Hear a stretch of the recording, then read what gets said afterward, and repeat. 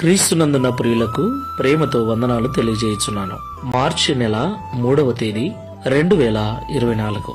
ఈ రోజు దేవుడు మనకు చేస్తున్న వాగ్దానం ఏమిటనగా, కీర్తనల గ్రంథము 103వ కీర్తన 17-18 చరణాలు. ఆయన నిబంధనను గైకొనుచు ఆయన కట్టడలను అనుసరించి నడుచుకుని వారి మీద, యెహోవా యందు భయభక్తులు గల వారి మీద ఆయన కృప యుగయుగములు నిలుచును. ఆయన నీతి వారికి పిల్ల పిల్ల తరమున నిలుచును. ఆమేన్.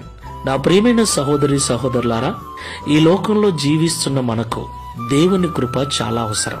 దేవుని కృప ద్వారానే స్వస్థత, దేవుని కృప ద్వారానే ఆశీర్వాదం, దేవుని కృప ద్వారానే రక్షణ, దేవుని కృప ద్వారానే ఈ లోకంలో మనకు కావలసిన వాటిని మనం పొందుకోగలం. దేవుని కృప కలిగిన వారు ధన్యులు అని పరిశుద్ధ గ్రంథం సెలవిస్తుంది. నా ప్రియమైన సహోదరి సహోదరులారా, దేవుని కృప మనకు తోడుగా ఉండాలంటే ఆయన పరిశుద్ధ గ్రంథంలో రాసి ఉంచిన నిబంధనలను కట్టడలను మనము అనుసరించి నడుచుకోవాలి. అంత మాత్రమే కాదు ప్రియులారా, దేవుని యందు భయభక్తులు కలిగి మనం జీవించాలి. ఎప్పుడైతే ఈ లోకంలో దేవుని యందు భయభక్తులు కలిగి దేవుడు సెలవిచ్చిన ఆజ్ఞల ప్రకారంగా, నియమ నిబంధనల ప్రకారంగా జీవిస్తూ ఉంటామో, దేవుని కృప మనకు తోడుగా ఉంటుంది. మనకు మాత్రమే కాదు, మన పిల్లల పిల్లలకు కూడా ఆయన కృప తోడుగా ఉంటుంది. ప్రియులారా, దేవుని కృప ఎంతో శాశ్వతమైనది. పర్వతములు తొలగిపోయినా, మెట్టలు తత్తరిల్లినా ఆయన కృప విడిచిపోదు. అలాంటి శ్రేష్టమైన దేవుని కృప మనకు తోడుగా ఉంటే నిజంగా మనం ధన్యులమే కదా. కాబట్టి ఈ మాటలు విన్న మనం అందరం ఒకసారి మనల్ని మనం పరిశీలన చేసుకుని ఆత్మీయంగా ముందుకు వెళ్దాం. ప్రార్థన చేసుకుందాం. కృపాసత్య సంపూర్ణమైన యేసుక్రీస్తు ప్రభువా, పరిశుద్ధమైన మీ నామమునకు స్తోత్రములు చెల్లిస్తూ ఉన్నాం.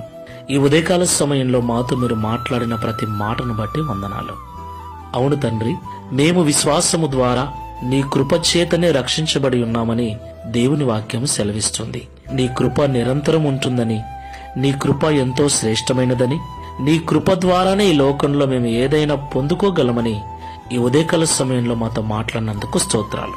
అలాంటి శ్రేష్టమైన నీ కృప మాకు తోడుగా ఉండాలంటే పరిశుద్ధ గ్రంథంలో రాయబడిన నియమ నిబంధనలను పాటిస్తూ నీ యందు భయభక్తులు కలిగి ఉండాలని మాతో మీరు మాట్లాడినందుకు స్తోత్రాలు. ఈ ప్రార్థనలో ఏకీవిస్తున్న మేమందరం కూడా నీ యందు భయభక్తులు కలిగి పరిశుద్ధ గ్రంథము ద్వారా మీరు మాకిచ్చిన ఆజ్ఞలను, కట్టడలను, నియమ నిబంధనలను పాటిస్తూ నీ కృప మాకు మాత్రమే కాకుండా మా పిల్లల పిల్లలకునూ తోడై ఉండునట్లు, పెద్దలుగా మేము జాగ్రత్తగా నడుచుకున్నట్లుగా సహాయం చేయమని, తద్వారా ఈ దిన వాగ్దానమును మా అందరి జీవితంలో నెరవేర్చి మీ నామమును మహిమపరచుకొనమని యేసు నామములో ప్రార్థిస్తున్నాము తండ్రి.